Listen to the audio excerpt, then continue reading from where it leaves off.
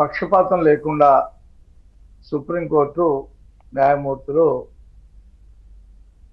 తీర్పు చెప్పారు, సలహాలు కూడా ఇచ్చారు.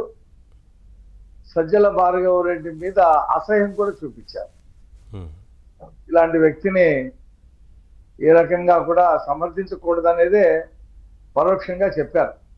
సార్ 2 వారాలు వెసులుబాటు అంటే జనరల్గా ఇస్తారు. ఇటీవల కాలంలో సుప్రీంకోర్టులో ఈ రకమైనటువంటి నిర్ణయాలు రావటం ఆహ్వానించదగ్గ విషయం.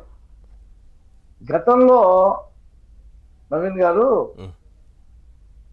4-5 కేసుల్లో తెలుగుదేశం పార్టీ ఆఫీస్ మీద దాడి చేసి కుట్ర చేసిన వాళ్ళు సుప్రీంకోర్టు నుండి బెయిల్ తెచ్చుకొని కొనసాగుతూ ఉన్నారు.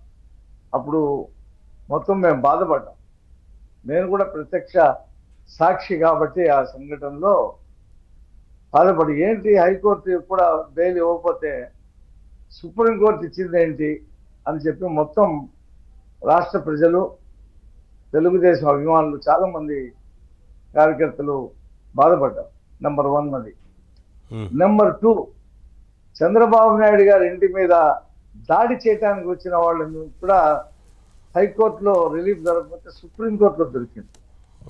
ఏంటి ఇలాగా వ్యవహరిస్తున్నారని చెప్పి ఆ రోజు కూడా అందరం బాధపడ్డాం. తర్వాత గౌతమ్ రెడ్డి ఒక మర్డర్ కేసులో అతను కుట్రదారుడైతే హైకోర్టు నో అంటే మరి సుప్రీంకోర్టు బెయిల్ ఇచ్చింది. అప్పుడు కూడా బాధపడ్డాం. తర్వాత ఈ రఘురామకృష్ణరాజు గారి టార్చర్ చేసి ఆయన చంపాలని చేసినటువంటి ప్రయత్నంలో ఉన్నటువంటి నిందితులు కూడా సుప్రీంకోర్టు రిలీఫ్ ఇచ్చింది. హైకోర్టు దొరకకపోతే డాక్టర్ ప్రభావతి దగ్గర నుంచి మిగతా వాళ్ళకు కూడా. ఏంటి ఈ రకమైనటువంటి రిలీఫ్ ఇవ్వటం వల్ల ఎలా వీళ్ళని శిక్షించేది? వీళ్ళు అంటే మన దేశంలో ఎంత అవినీతి చేసినా శిక్షలు పడితే జైలు శిక్ష వేస్తున్నారు. వాడు ప్రభుత్వాన్ని ప్రజలను దోచేసినటువంటి డబ్బునైతే రికవరీ చేసినటువంటి పరిస్థితి మనం చూడలేం ఇంతవరకు. అలాంటిది కోరుకుంటున్నటువంటి నేపథ్యంలో ఈ రకమైనటువంటి స్టేలు రావటం ఏంటి? ఇంకోటి, హైకోర్టులో కూడా విడుదల రజని ఆ అమ్మాయి 50 కోట్లు పెనాల్టీ వేస్తాను, 5 కోట్లు నాకు లంచం ఇవ్వు, లేకపోతే మీ క్రషర్ని భూస్థాపితం చేసేస్తానని చెప్పి బెదిరించి 2 కోట్ల రూపాయలు తీసుకున్నటువంటి సంఘటన ఆమె బావమరిది. అలాగే జాషువా అని చెప్పి ఒక ఎస్పీ అనుకుంటా, వాళ్ళు వాంగ్మూలం ఇచ్చిన హైకోర్టులో ఆమెకి రిలీఫ్ దొరికింది. ఇది చాలా ఆశ్చర్యం కలిగించింది నాకు. రెండోది, బియ్యం దొంగ. సరే, అన్ని సందర్భాల్లో జరగదు కదా. ఇక్కడ రెడ్ హ్యాండెడ్ గా బియ్యం పోయి ఎదుగో డబ్బులు నేను కడుతున్నానన్నా కూడా అతను రిలీఫ్ దొరికింది. మరి ఇదేంటో ఒక్కొక్క జడ్జి ఒక్కొక్క రకంగా వ్యవహరిస్తున్నారా? అలా ఏం ఉండదులేండి. ఇది జరుగుతున్నా అనేటువంటి ఈ నేపథ్యంలో ఇటీవల కాలంలో కార్డ్స్ దొంగతనం చేసి అమ్ముకున్నటువంటి కాకాని గోవర్ధన్ రెడ్డికి సుప్రీంకోర్టులో బెయిల్ దొరకల. అతను ఎక్కడో పారిపోయి దాక్కుని తిరుగుతూ ఉన్నాడు. ఇప్పుడు సజ్జల భార్గవ రెడ్డికి కూడా దొరకల. అలాగే ఈ లిక్కర్లో ఉన్నటువంటి ఆ త్రిమూర్తులు ఎవరైతే ఉన్నారో వాళ్ళకి దొరకల. అంటే నేను ఎందుకు ఈ కేసులన్నీ ప్రస్తావించానంటే, నవీన్ గారు, ఇటీవల కాలంలో సుప్రీంకోర్టు బాగా వ్యవహరిస్తుంది.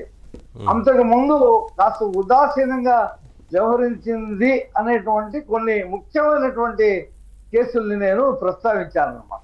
ఉదాసీనంగా వ్యవహరించడం ఏముండదు కానీ ఆయా కేసుల్లో పరిస్థితులను బట్టి కోర్టులు వ్యవహరిస్తూ ఉంటాయి. దాని మీద చర్చలు కూడా జరిగింది. ప్రభుత్వ లాయర్లు, ప్రభుత్వం తరఫున వాదించే వాళ్ళు సరైనటువంటి టైంకి హాజరు కాకపోవటం, మరి మీ దగ్గరే ఉంటుంది. అదే అలాంటిది జరిగే ఏదైనా ఉండొచ్చు అనేటువంటిది ఇప్పుడు సుబ్బారావు గారు చెప్తారు. మీరు అడిగిన వాటి అన్నిటికీ సమాధానం సుబ్బారావు గారు చెప్పాలనే నేను సుబ్బారావు గారు ఒకటే ఆలోచన విధానానికి తెలుగున్నాం కాబట్టి ఖచ్చితంగా చెప్తారు. అంటే అది నాకు చెప్పడం కాదు, రాష్ట్ర వ్యాప్తంగా కోట్లాది మంది ప్రజలకి, లక్షలాది మంది కార్యకర్తల మనోభావాలని, దెబ్బతిన్న మనోభావాన్ని సుబ్బారావు గారు విశదీకిస్తారని చెప్పేసి నేను చెప్తా ఉన్నా. రెండో మాట ఏంటంటే, నేను ప్రభుత్వానికి కూడా నేను రిక్వెస్ట్ చేస్తా ఉన్నా ఏబిఎన్ ద్వారా. ఏమని, నేను ఇందాక ఏమైతే కేసుల్ని 1, 2, 3, 4, 5ని చూపించానో మళ్ళీ రివ్యూ పిటిషన్స్ వేయండి సుప్రీంకోర్టులో. ఎందుకంటే తెలుగుదేశం పార్టీ జాతీయ కార్యాలయం మీద దాడి చేసిన వాళ్ళకి రిలీఫ్ దొరకడం ఏంటనేది చాలా మంది, లక్షలాది మంది కార్యకర్తల మనోభావాలు దెబ్బతిని ఉన్నాయి. కాబట్టి అప్పుడు అయితే రావచ్చేమో కానీ మళ్ళీ పిటిషన్ వేసి వాళ్ళ బెయిల్ క్యాన్సిల్ చేయమని చెప్పి సుప్రీంకోర్టుని అడగాలి అనేటువంటి అభిప్రాయం ఒక తెలుగుదేశం పార్టీ కార్యకర్తగా నేను ఏబిఎన్ ఛానల్ ద్వారా నేను ప్రభుత్వాన్ని విన్నవిస్తా ఉన్నా. కాబట్టి సజ్జల భార్గవరెడ్డి అనేవాడు ఒక చీడపురుగు. ఇలాంటి చీడపురుగుల్ని చేరదీశాడు జగన్.